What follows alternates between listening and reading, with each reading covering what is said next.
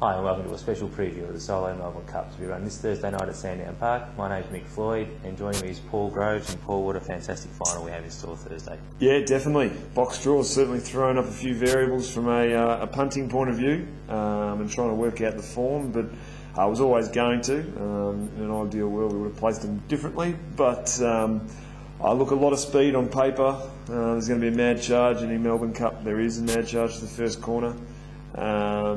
Well, can we find the one that gets around at first and holds on? We're going to try and break it down for you so that we can probably give you a winner. Certainly did change the complexion of the race once the box draw came through at the Dogs Breakfast event this morning at Sandown Park, and Beckham Bale, the nominal favourite pre-post, and after the heats hasn't fared too well, drawing box 4. No, look, the speed's outside of him. Chance of some early trouble, I reckon. But look, we'll go into that in a little bit more detail in a minute. Batesy was very happy at the breakfast this morning, and a very big smile on his face once the marbles fell with 1, 2, and 6. And look, he was very buoyant about his chances of putting some more silverware on the shelf, which he said he's got a few of already. So. Look, we'll start to break it down in a minute. Certainly, and of course, Graham Bader's a 3-time winner of the Melbourne Cup, and his chances improved sharply when Shireen Bale, a greyhound that he has rated very highly, probably since well before the maturity win in July, certainly since she came back from an injury in late August, early September, and her recent form has been nothing short of outstanding. Yeah, look, drawing the red for Shireen Bale. She had the pink in her heat last week, so she's got the rub of the marbles at the moment, which is the way you win Group 1 Melbourne Cups, is to win it with boxes. 5.06 to the first mark, so for those out there, to run under 5.10 to the first mark at Sandown, probably equivalent to, say, a 5.12, 5.15 run previously. It is flying, so to break 5.10, so she's gone 5.06 to the first mark. My one little query, and look, I reckon she's in it right up to her eyeballs in this race, but my one little query is it took her 10 to 15 minutes to really get going. She doesn't ping the lids. She needs a bit of room to really get going forward. So that's my one little query on her. The run home time was good. Middle split was, I look, 0.4 off the quickest for the night out of all the heats. So, yeah, look, everything points to her. She'll go straight. Hopefully she can boot up underneath if one of the other young runners lead her. Just a lot of ticks for Shireen Bale. Yeah, definitely. Box 1 important in every greyhound race, but certainly Group 1 level in this sort of class, it's absolutely vital. And she's got a great record: 4 wins from 7 starts from the red box, and her Sandown record's outstanding as well, with 8 wins and 8 starts, 3 wins and 3 placings. So she's right at home, and as we mentioned before, already a Group 1 winner. So. Certainly a real good chance, and a justifiable $2.80 chance on TV Sportsbet. Yeah, definitely. I think we probably get about $3, $3.20 I think on the night. I can see money coming from her just because of the red box. And look, with a 29.38 heat win, she's going to be very, very difficult to beat.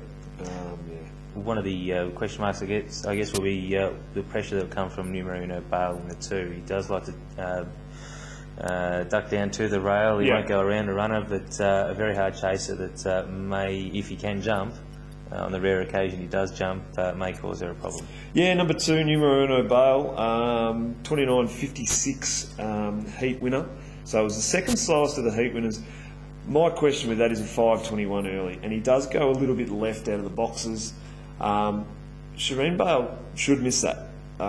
If she does take that 10 to 15 to get going, and it's a little bit slower than normal, he's a very big chance of clipping her on the way past. Hopefully that's not the case, and he will just slot in behind her. My speed map and everything's got him 2.5 lengths off Shireen Bale, and they basically are identical run home times. You said to me before, you can see him running into a placing somewhere, getting a good gap or something like that. I'm not as bullish, mainly because he's just going to be probably out of the race at the first turn there. I think his best chances are for Shireen Bale to ping the lids and him to drop in, to drop in behind, stick to the rail and avoid any sort of trouble. We know he's going to finish off strong, but in 8 starts at Sandown Park and 3 wins, he's 29.56 he ran last week, he's his best, and for mine I don't think that'll be fast enough to win it, but at $10 he's definitely a good place chance. Yeah, look, I think it's one definitely for the trifecta and first 4 players. Definitely to keep in mind, because if everything goes the way he wants it, then he's a big chance of running into places. One of the great stories out of this Melbourne Cup is Henry Waltz, the only non-Paul Wheeler-owned greyhound in the race. He's lining up for start number 66, his 14th group race final. He's got 10 wins and 10 placings from 26 starts at Sandown. A Group 1 Silver Chief winner way back in the start of 2010, and lines up for his final race start this Thursday night. Yeah, the Grand Old Campaigner, 66 race start, $252,000 in prize money. Certainly a dog that myself and many in the greyhound world would like to own. And to get into the Melbourne Cup final, his best time actually is 29.41 on the track, so he's run right up to that last week in 29.42. The really interesting part about Henry Wild is that he's got a 5.08 first split, so he's going to be a little off Shireen Bale's shoulder. For him, to be honest, he probably wants to just be behind Shireen Bale and trail her into the race. His run home time is a length and a half quicker than hers, but he's going to have to be right on her bum down the back to be able to run over her for the finish of the race. Goes a bit right, which poses problems for our favourite in the 4 at box rise. I just can't see him winning the race. I've got him in a bit in the numero uno category, but Henry, whilst positive is he does have that early speed, so there is the chance that he might find himself in a position where he can threaten, but I just don't reckon he's going to have the class to get over the top right at the end. He did win this. He did win the heat from box 3 as well. That was his first win from box 3 in 9 career starts, and as Paul said, he does step right out of the boxes. And I know Gary Ennis is optimistic, I think, is the best way to describe his thoughts on Henry Walt's chances. Yeah, I think. With Gary, he's got a runner in the Melbourne Cup that can begin, and it's better than having a runner in the Melbourne Cup that can't begin, because great to have one in there. But if you've got one that can begin, you never know what can happen, and you can find yourself 4 out in front in a Melbourne Cup. There are worse $26 chances going around. Yeah. Basically, we're sort of talking the place chance up here, that he could definitely sneak in there as well. Could definitely play the spoiler role for our favourite though, Beckham Bale, a greyhound who is one of the most exciting greyhounds of the last 10-15 years. Comparisons have already been made to the Paul Wheeler's only other Melbourne Cup winner, Sandown Park, who won the race at his 9th career start. Beckham Bale will line up start number 10. He's already won a shootout. He's the only dog to break 29 seconds here. The shootout win was sensational at company, but I think his heat win last week, where he had to work extra hard and still run the best of night time, 29.28 from box 8, speaks volume for this dog's ability. Oh yeah, down the back last week there was many standing up there in the grandstand. We thought he was probably going to struggle to get there, and he's got gears, this dog, and plenty of them. Great speed. Look, he's turning into sort of our black caviar of the dog world. And look, in the ideal world, he wins this race, runs a fast time, maybe breaks a track record, and is the next biggest thing in greyhound racing. He's just going to. There's a lot of speed in the race, and I reckon he's just going to find a bit of trouble early. If he can get behind Henry Walt, or even get in front of Henry Walt clearly and just off Shireen Bale, if he's 3 lengths off Shireen Bale going through the catching pen, game over. He'll space her, but I just think he's going to find a little bit of trouble because there's quite a few leaders. So yeah, I think there might be a little bit happening in that first turn, and I think he might cop the back of it. His first split time puts him 1 to 2 lengths behind the greyhounds that'll probably cross him. with Henry Rolt pushing out as well, there is a real possibility that he'll be squeezed out the back and, yeah, and out of contention. He went 5.14 last week, but the week before in the shootout he went 5.10, so that's with a genuinely clear run, which still puts him a length and a half behind our leaders, which poses a little bit of an issue. How much he wants to be on the rail around the first turn, it's probably going to be his first real show of it. And if he drives to the rail and holds the rail and chases really hard through there, big chance. I think he's a dog that wants the outside to swoop around him and get galloping room. So yeah, I wouldn't be taking 250. I've sort of marked him as a $3, $3.20. Freak ability could win him the race though. No, that mid-race pace down the back there is really something to behold. If you missed his shootout run, then it's well worth looking it up on Sandown Dogs TV, because it is a cracker in that sort of company, and he just needs that little bit of luck, I think. But I think he's going to be up against it here. He did open 550 pre-post, got back into 440. It was $2 when the heats were run. And the market reopened at $2, and following the box draw, he's out to 250, and I wouldn't be surprised to see him get out a little bit further as we approach. Yeah, I think I think he'll be a $3 shot on the night. So if you do really like Beckham, and I know there's some big supporters of Beckham Bale out there. I mean, the whole greyhound industry is sort of supporting Beckham Bale. So yeah, just a bit short for mine, and because I think he might get in a little bit of trouble and find it a bit tough. Bartram Bale is the sire of Beckham Bale. He's got a second runner in the Melbourne Cup final, Bale who another young greyhound at only 10 starts, and actually a little bit younger than Beckham Bale as well, and has a little bit of early toe. I know you like her chances at $12. Yeah, I keep coming back to Bale. My one concern is that looking at the form, she pinged last week and ran 5.02, and the starts before that, she's sort of been second, third. Has run a 5.07 and a 5.11 in the last four. I'm worried that it's a once-off for a young dog, and she's just happened to ping and run it really well. But all of her sectionals, so 13.65 mid-split, puts her. It's the quickest one of the race of the heats. So I can see her leading. I can see her a couple of lengths clear, and I'd be just hoping my TAB ticket holds her home over the last 100 metres, because she's not great towards the end. A young dog in a Group 1 final Melbourne Cup, you do want a little bit of experience on them, because I think there'll be a fair bit of pressure on that first turn. But if she can cross Shireen Bale, she might have Alan Elroy on her shoulder on the outside, but I'm pretty bullish about her chances at the $12 mark. No, she was very impressive last week, getting up at around $13.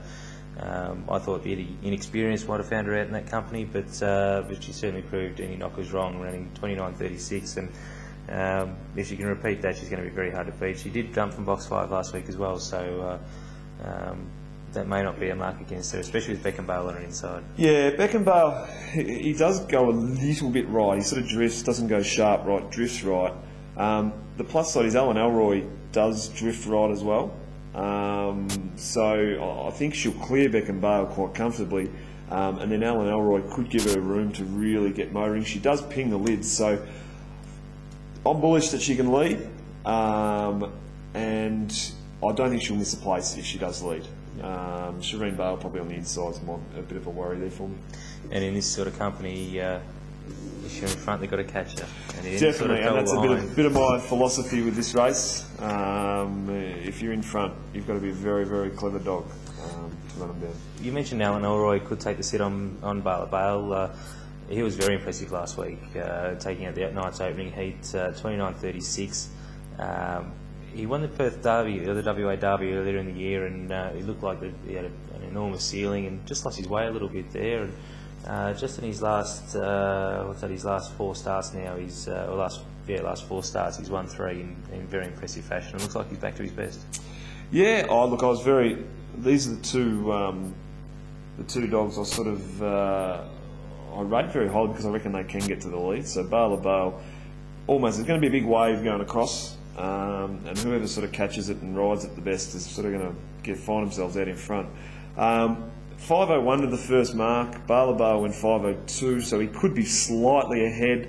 I don't think he can cross her, providing they begin as they did last week. And look, their sectionals from then on almost identical. So I think just on the first turn, if he happens to ping it and Bala happens to miss it, then this dog could easily be 2 or 3 out in front. And look, going to be very, very hard to run down. Yeah, no, he's one of the runs of the night for mine last week. 5:01 first mark. I wasn't sure he could go that quick. If you can repeat that, I think he's boxed pretty well, considering box 6 is usually dreaded. But yeah, inside, I mean, he had box 5 last week in the heat in race 1, so it was the opener. It was actually a recorded version from last week. My best bet for the card. I do really like him. He's definitely in my top 4 numbers. Just 1 from 10 from box 6, but pretty good $14 chance, I think. Yeah, definitely. And I said the same with Bala and Alan Elroy. You're both going to get some value for your money running around there.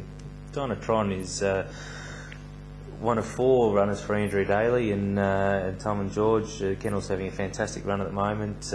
This bloke was ultra impressive winning a Geelong Cup 2 starts back, and again the box from box 7 he won his Geelong Cup, and doesn't look to have hurt his chances here either. No, once he got going, 30 metres into the race last week, his speed was amazing to that first mark. He went 5:07, but he takes 20 metres to get going. If he gets room, I worry that Donna Morris from the 8, although very slow, does go left. Alan Elroy can push out a little bit. So, once again, he's going to be on that wave, but then he's got the sectionals that can back it up. If he can find himself two off the lead, he's got the sectionals that can really back it up. And I just think he's back to a bit of form. 15 starts for 6 wins here, so it'll be. 5 starts for 3 wins here. I was looking at the wrong dog. 5 starts for 3 wins. So look, he obviously likes the Sandown circuit. 29:31. That was what he ran last week. That's his best time. So look, another one in my first 4 numbers. It's a box that suits him very well too. 6 starts, 3 wins, 2 seconds and a third. So, including his Geelong Cup win, which is outstanding. And I think the thing that impressed me out of that Geelong Cup series was his heat run. He drew box 2, missed the start on a bog track. Yeah, that was on the bog track. It was really horrible. The times were well off, and he came out in one of the later heats as well, and ran 25:52, which was about half a length outside the track record, which was just phenomenal. And given he's not likely to find as much trouble here with Dinah Morris on his outside, he's every bit. He's right in this race at $3.20. Yeah, definitely. I think $3.20. Sort of the way I've looked at it is probably a little skinny. I think Shireen Bale might just be matching him early. And might just with the rail just sneak through there. The final runner in the 2011 Solo Melbourne Cup is Dinah Morris, who is quoted a $41 chance out of the same litter as Donatron. A very good litter, Collision Gold Rush Vale. Can you make a case for Dinah Morris?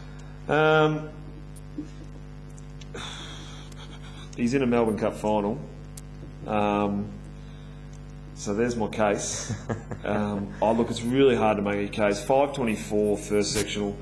I've got him 4 lengths off the lead at the first mark. Beckham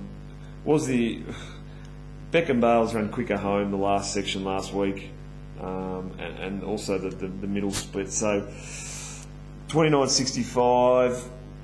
You look at Beckham Bale winning in 29:28. So he's 4 lengths, 5 lengths off the top dogs in the race. I did notice something when he began in the heat. His tail flicked a bit, just straight out of the boxes, and he did get a dream run across along the rail. But I don't know if that's his customary. Well, it is looking at his form at sort of 5:24, but maybe able to improve a length. and if he improves the length, then he sort of he still nearly sits last, but he's into the role. I'm just trying to make a case out of nothing here. Yeah, no, it's really not working. So, I don't think he can win the run. He can't win a Melbourne Cup and probably can't run other places. No, I think a simple no would have covered it. Tried off to make a case for him. Look, he's a great greyhound. He's won nearly 50 grand already, and he's a sort of greyhound you'd love to have in the kennel, but I just can't make a case for him. He was a big benefactor out of his heat last week with Pedrosa drawing box 2. Dinah Morrison won. Pedrosa ran off the track and put paid to a number of greyhounds' chances. Dinah Morris went through untouched, and while it was a good run in isolation, I don't think they can stack up in any way, shape or form in this final.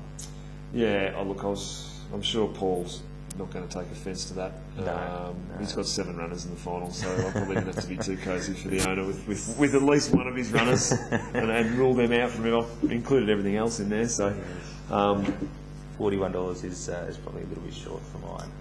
I think he's probably he'll probably have a fair few on course with our big crowd going for the odds, maybe just a couple of dollars each way just to try and get the $80 shot home. But I can't see him. Not for mine. So, having a look through there, your first 3, and where is your best value runner? My best value runner is probably Bale. Pretty bullish about her chances. In saying that, I don't think I've selected her on top. I think Shireen Bale gets the run of the race from box 1. I've written down here 1765. I'm going to quickly change that. I'm going to put Shireen Bale on top, and I'm going to put Bale in for second. With Alan Elroy in for second, I don't think they can both figure in the placings. I think it's going to be one or the other, but definitely both include them. And Dynatron will be riding that wave down, and we'll finish into the places as well. So my numbers are 1, 5 and 6, and 7 for 4th for the Melbourne Cup final. I've seen it similarly in that I've now changed my mind on my original numbers. I had Shireen Bale from Dynatron and Beckham Bale, but looking at the race, I can't see Bale, Alan Elroy and Dynatron negotiating that first turn, and all of them getting through with a clear run. So I still think Shireen Bale has drawn beautifully and will be the one to beat, but I think Alan Elroy, if he can repeat his run last week, he's going to lead them through, avoid any trouble. And behind that, I think whoever gets the clearest run. He wasn't even in your top 4. He wasn't. No, I've talked you into it, haven't I? You knew I was a big rat for the dog a little while back, and he lost his way, as you said, but his form is very good, and with that pace that he showed last week, if he can repeat that, he's right in this race, and it's a